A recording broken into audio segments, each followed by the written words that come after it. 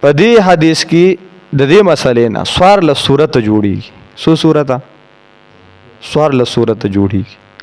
سوار له صورت د څنګه جوړیږي؟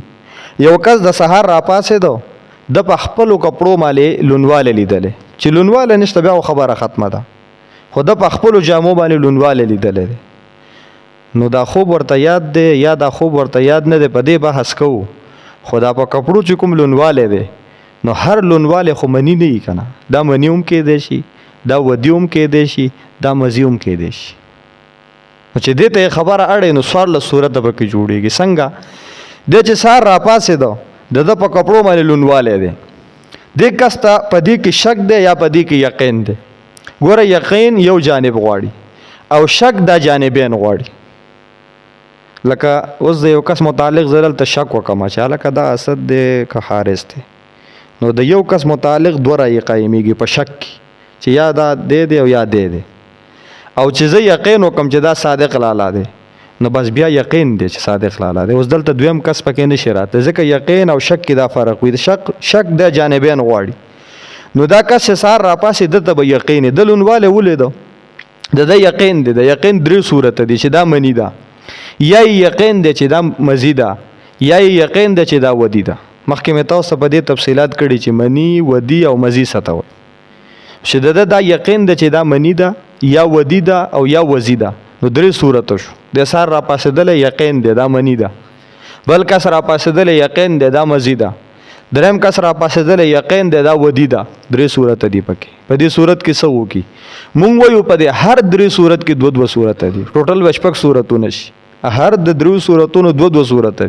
د چې دا یقین دی چې دا منی ده، نو آیا خوب ورته یاد دی او که یاد نه دی؟ او که دا یقین دی چې دا منی ده مزی ده، خوب ورته یاد دی او که یاد نه دی؟ او که دا یقین دی دا ودی ده، نو خوب ورته یاد دی او که یاد نه دی؟ نو شپږ صورت ته جوړ شو. اوس زه درته وایم د سار را پاسې د یقین دی دا منی ده، که ده ته خوب یاد وي او که خوب ورته یاد نه وي په ده باندې غسل شته. یقین دی که نه منی ده، نو چې منی ده بل چا خو د په کپړو نه ده اړولې، خو د جسم نه راوتې ده. او منی چې کله د جسم نه راوځي تا ته خوب یاد وي او که یاد نه وي غسل پېشته. نو په دې دوه صورتونو کې غسل شته چې سار را پاسېدو او ده ولیده چې منی ده او یقین یې پرې وکړو چې منی ده، خو خوب ورته یاد نه دی، بیا دې هم غسل وکړي او چې یاد دی ورته په طریقې اولا سره دې غسل وکړي. که دې سار را پاسېدو د په خپل کپړو باندې دا ولیدل چې دا مزي ده، نو په دې صورت کې ورته خوب یاد دی او که یاد نه دی؟ نو که خوب ورته یاد دی د مزي په صورت کې نو بیا دې غسل وکړي، غسل پې واجب دی. او که خوب ورته یاد نه وي نو بیا پې غسل واجب نه دی. که دې سهار را پاسېدو د په خپلو کپړو باندې دا ولیدل چې دا ودي ده، نو په دې صورت کې که ورته خوب یاد وي او که یاد نه وي په دواړو صورتونو کې پې غسل نشته. د منۍ په دواړو صورتونو کې غسل دی چې خوب ورته یاد وي او که یاد نه وي. د ودۍ په دواړو صورتونو کې غسل نشته که خوب ورته یاد وي او که یاد نه وي. او د مزۍ په یو صورت کې غسل شته چې خوب ورته یاد وي، او په یو صورت کې غسل نشته چې خوب ورته یاد نه وي. نو په شپږو کې په درې صورتونو کې غسل شته او په درې صورتونو کې غسل نشته دی. اته صورت پکې نور جوړیږي. څوارلس صورتونه دي. دا آسان دي. ښه د سهار را پاسېدلی د یقین نه دی، شک دی. څه دی؟ شک دی. نو تاسو ته ما ویلي شک په جانبینو کې د شک په څه کې دی؟ یا یې شک دی په منۍ او په ودۍ کې، یا یې شک دی په منۍ او په وضعۍ کې. درې دي که نه؟ منی ده، ودي ده او مزي ده.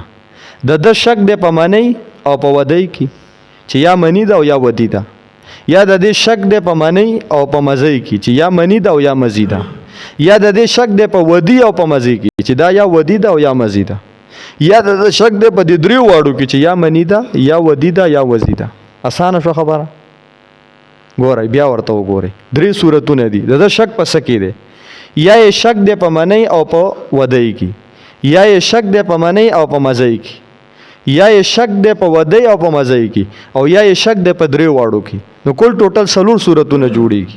یو صورت دا چې په منۍ او په ودۍ کې شک دی، دویم صورت دا چې د په منۍ او په مزۍ کې شک دی، دریم صورت دا چې په ودۍ او په مزۍ کې شک دی، او څلورم صورت دا دی چې په دې درې واړو کې شک دی. نو څلور صورتونه دي.